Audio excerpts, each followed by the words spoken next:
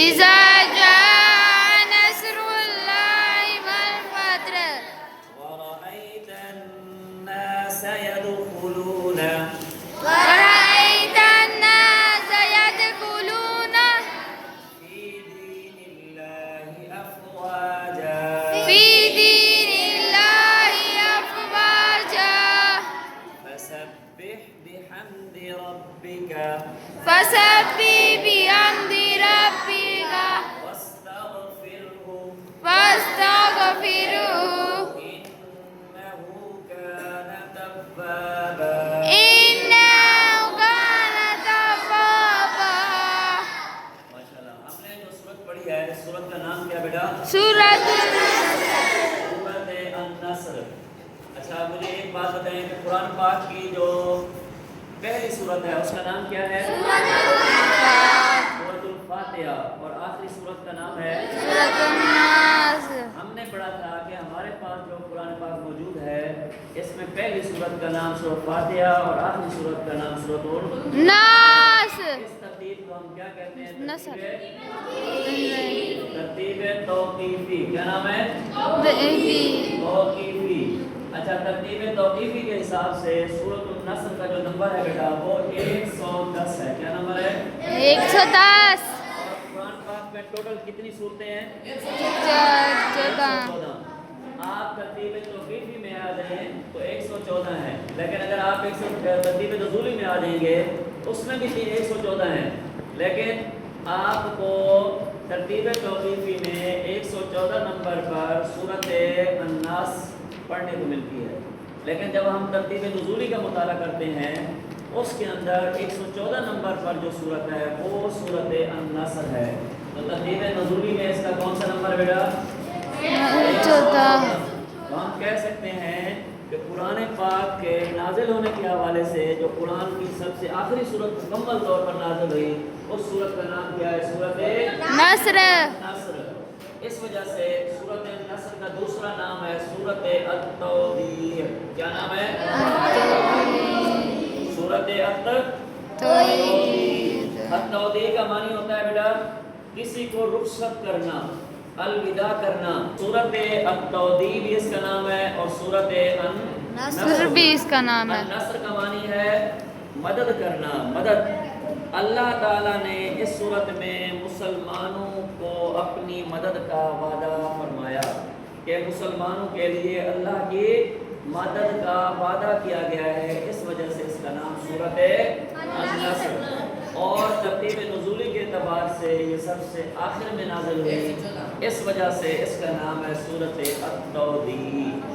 جب یہ سورت نازل ہو گئی تو حضرت عائشہ رضی اللہ تعالیٰ عنہ فرماتی ہیں کہ نبی صلی اللہ علیہ وسلم بڑی لمبی لمبی نمازیں پڑھتے تھے. کیا کرتے تھے؟ لمبی لمبی نمازیں پڑھتے تھے. اور جب بھی کوئی نماز پڑھتے اس کے بعد یہ دعا ہے جو ہم پڑھیں گے، آپ صلی اللہ علیہ وسلم اس کو پڑھتے تھے، آپ میرے ساتھ پڑھیں گے.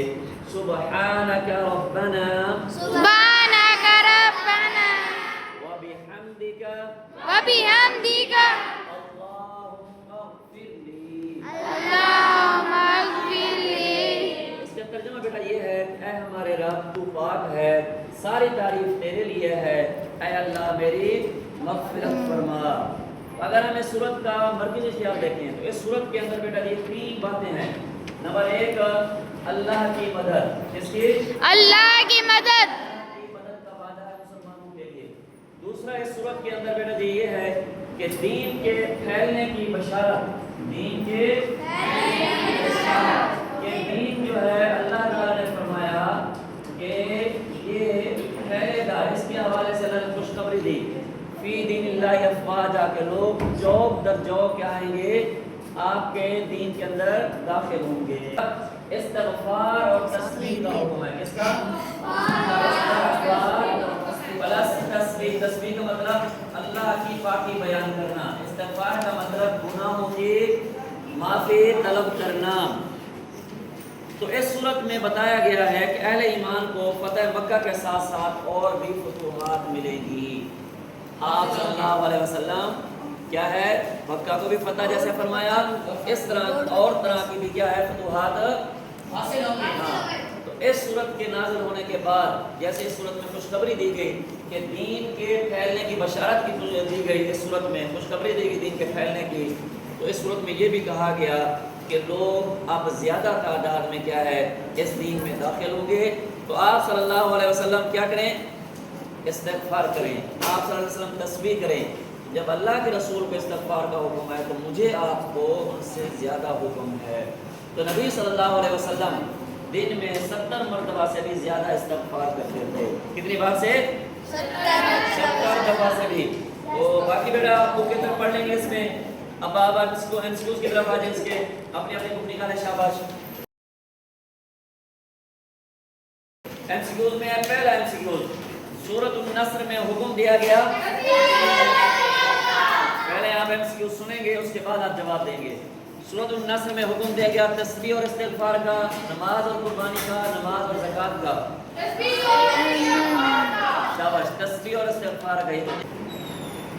اس کے بعد دوسرا MCQ بیٹا سورۃ النصر میں مدد کا وعدہ کیا گیا بنی اسرائیل سے، مسلمانوں سے، اہل عرب سے، مسلمانوں سے، شاباش، مسلمانوں سے۔ اور تیسرا MCQ النصر کا معنی مدد، ہجرت، مدد۔ اور سورۃ النصر کا دوسرا نام کیا ہے؟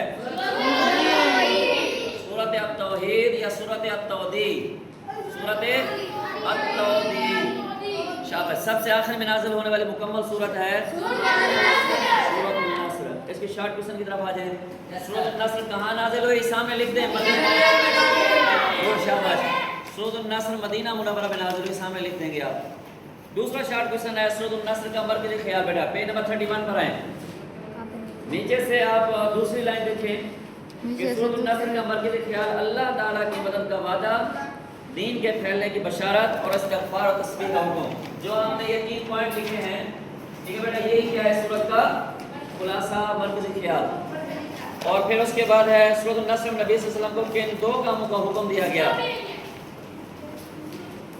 اگلے صفحے پر ہیں، پیج نمبر 32 پر اوپر سے تیسری لائن دیکھیں، اوپر سے تیسری لائن، آپ صلی اللہ علیہ وسلم کو اللہ کی تسبیح بیان کرنے اور اسے استغفار کرنے کا حکم دیا گیا۔ نظر آیا؟ اوپر سے تیسری لائن بیٹا، مکمل تیسری لائن، MCQ نمبر 3۔ سورۃ النصر کی کوئی ایک خصوصیت، واپس پیج نمبر 31 پر ہیں، اس کی ایک خصوصیت جہاں پر یہ لکھا ہوا ہے نا، جہاں آپ نے بلکہ MCQ نمبر 2 کیا تھا بیٹا، اس کے اوپر والی لائن، شاباش، اس کے اوپر والی لائن MCQ 4 ہے۔